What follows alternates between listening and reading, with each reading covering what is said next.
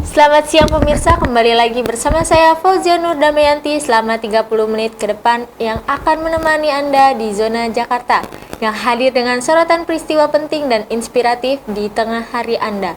Dari penumpukan sampah di aliran Kali Pulau Jahe, Jakarta Timur yang menimbulkan genangan dan keresahan warga hingga sejuknya suasana Taman Literasi Jakarta Selatan yang kini menjadi destinasi favorit keluarga untuk membaca dan berkumpul. Semua kami rangkum untuk Anda dalam laporan lengkap siang ini.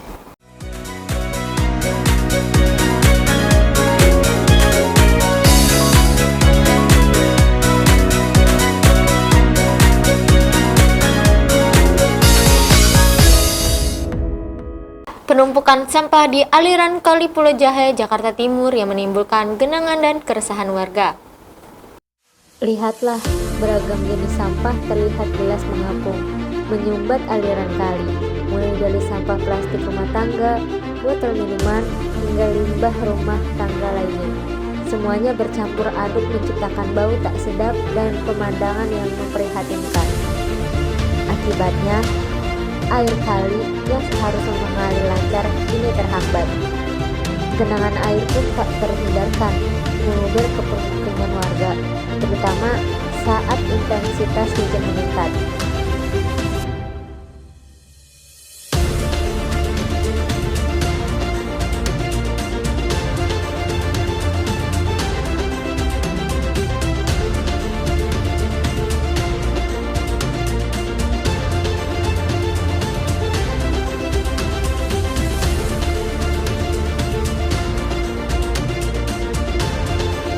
Akibatnya, air kali yang seharusnya mengalir lancar kini terhambat. Genangan air pun tak terhindarkan, meluber ke permukiman warga, terutama saat intensitas hujan meningkat. Kondisi ini bukan hanya mengganggu aktivitas sehari-hari, tapi juga berpotensi menjadi sarang penyakit. Warga berharap pemerintah dan pihak terkait dapat segera mengambil tindakan nyata. Diperlukan upaya serius dan berkelanjutan. Tidak hanya sekedar membersihkan, tapi juga mengedukasi masyarakat tentang pentingnya menjaga kebersihan lingkungan dan mengelola sampah.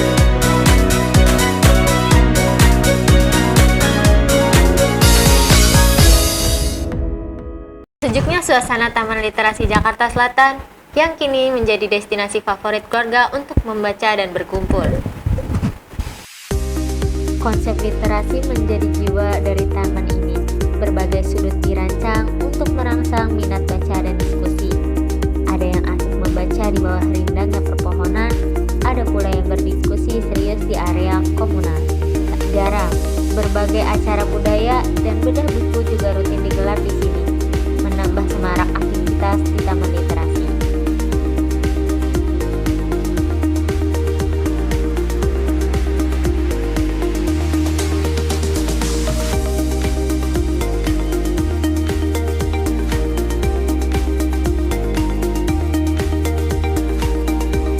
Taman Literasi Blok M membuktikan bahwa ruang publik bisa lebih dari sekedar tempat lewat. Ia bisa menjadi ruang inklusif yang mempertemukan berbagai kalangan, memfasilitasi interaksi sosial, sekaligus menumbuhkan kecintaan pada literasi. Ini adalah langkah maju dalam menciptakan kota yang lebih cerdas dan berbudaya.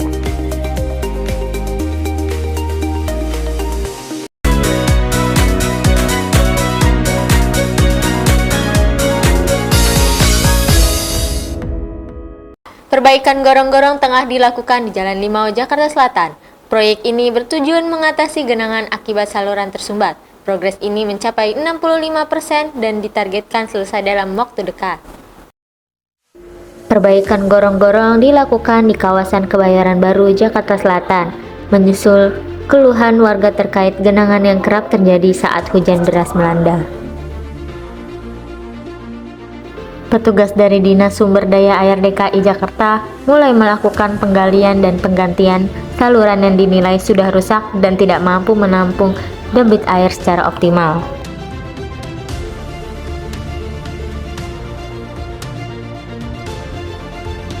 Selama proses pengerjaan, arus lalu lintas di sekitar lokasi dialihkan sementara untuk menghindari kemacetan.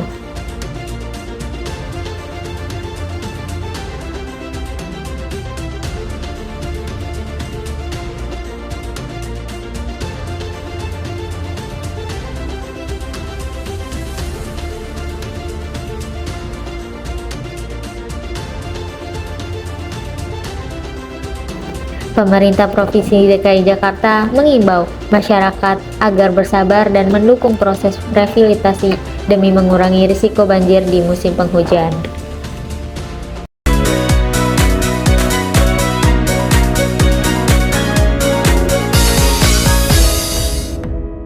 Kondisi arus lalu lintas di beberapa titik strategis ibu kota. Untuk informasi terkini, kita akan terhubung dengan reporter kami, Fauzian Nur Damayanti, yang saat ini sudah berada di kawasan Bundaran Hotel Indonesia, Jakarta Pusat. Siap pemirsa, saya melaporkan dari Bundaran HI Jakarta Pusat memasuki hari libur nasional dalam rangka Hari Waisak. Arus lalu lintas di ruas jalan utama ibu kota terpantau lengang dan lancar. Suasana lalu lintas di kawasan Bundaran Hotel Indonesia, Jakarta Pusat terpantau lengang pada hari libur nasional Waisak. Pantauan hari ini menunjukkan arus kendaraan dari arah Senayan menuju Bundaran Hotel Indonesia berjalan lancar tanpa hambatan. Kondisi ini berbeda dari hari kerja biasa yang biasanya dipenuhi kendaraan pribadi dan transportasi umum. Situasi serupa juga terlihat di jalan-jalan protokol lainnya seperti Jalan Gatot Subroto, Sudirman, dan Tamrin. Volume kendaraan menurun signifikan, membuat lalu lintas di beberapa titik yang biasa padat menjadi lancar tanpa hambatan. Pemerintah Provinsi DKI Jakarta juga meniadakan sistem ganjil genap pada kendaraan pribadi selama masa libur Hari Raya Waisak yang jatuh pada tanggal 12 hingga 13 Mei 2025. Kebijakan ini sesuai dengan Peraturan Gubernur DKI Jakarta Nomor 88 Tahun 2019 Pasal 3 Ayat 3 bahwa sistem ganjil genap tidak diberlakukan pada hari Sabtu, Minggu, dan libur nasional. Dengan berkurangnya volume kendaraan dan peniadaan sistem ganjil genap, lalu lintas di kawasan Bundaran HI dan sekitarnya berjalan lancar. Dari Bundaran HI Jakarta Pusat, bersama saya Fauzian Nur Damayanti melaporkan.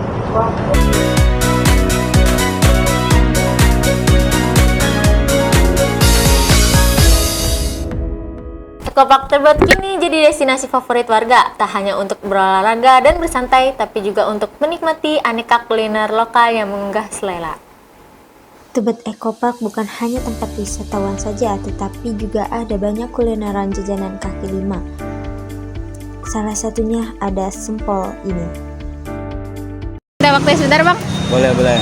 Dengan Abang siapa nih? Diki. Abang jualan di sini dari kapan? Dari jam 6. Tutupnya Jam 8. Biasanya bukanya setiap hari atau cuman weekend doang? Setiap hari Minggu sih. Setiap hari Minggu. Rame nggak sih Bang biasanya? Ya, alhamdulillah ramai terus. Oke, makasih ya.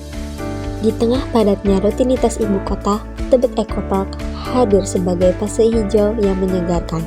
Taman kota seluas 7 hektar ini bukan hanya menawarkan keindahan alam dan jalur jogging yang nyaman, tapi juga kehangatan suasana yang dipadukan dengan aroma menggoda dari deretan jajanan kaki lima di sekelilingnya. Saat pagi menjelang siang, bayangan pepohonan tinggi yang menaungi jalur pejalan kaki, suara gemirik air dari jembatan Infinity Link Bridge, serta gelak tawa anak-anak yang bermain di taman bermain menjadi latar sempurna untuk memulai petualangan kuliner. Suasana taman memang menjadi magnet tersendiri sambil menikmati sosis bakar atau es kopi dari gerobak mini estetik. Pengunjung bisa duduk santai di bangku taman atau di atas tikar sambil dikelilingi landscape hijau yang tertata api. Bersama saya, Fauzian Nur Damayanti, melaporkan.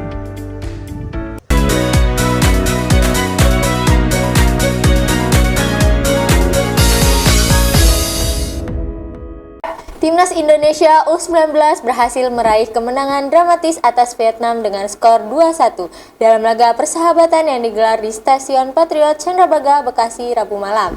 Gol penentu kemenangan dicetak oleh pemain muda berbakat, Andika Putra, di menit ke-88 lewat tendangan bebas cantik yang memukau ribuan penonton.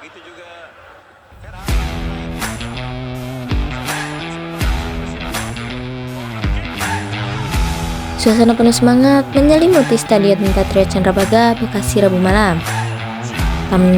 Timnas nasional Indonesia U19 berhasil mencatat kemenangan dramatis atas Vietnam dalam laga persahabatan yang berlangsung sengit. Gol-gol indah dan pemain yang kompak jadi bukti bahwa regenerasi sepak bola Indonesia terus menunjukkan progres positif. Kemenangan ini pun menjadi suntikan semangat jelang persiapan menuju ajang internasional berikutnya. Untuk supporter setia, ini adalah momen kebanggaan yang tak terlupakan.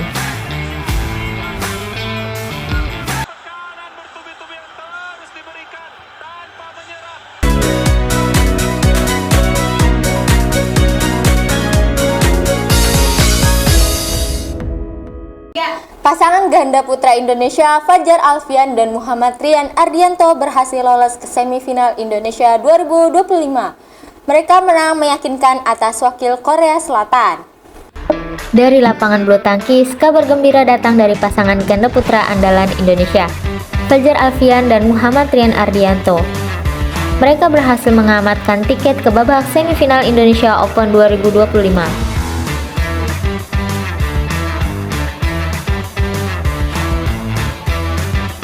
Bermain solid di Istora Senayan yang bergemuruh dengan dukungan penonton, Fajar dan Rian tampil meyakinkan saat menghadapi wakil Korea Selatan.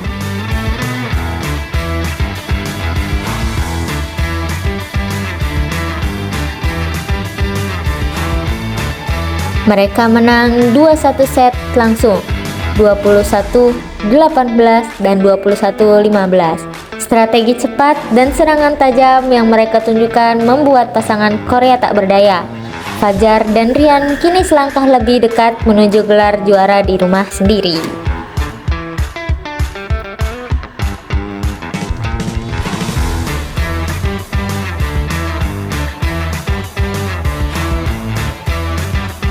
Kerja keras banget tangannya.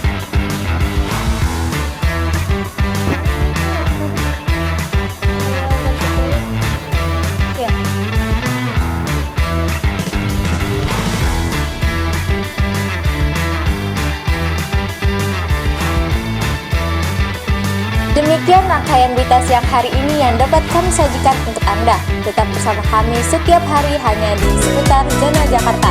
Saya Fauziana Damayanti pamit undur diri dan salam Zona Jakarta.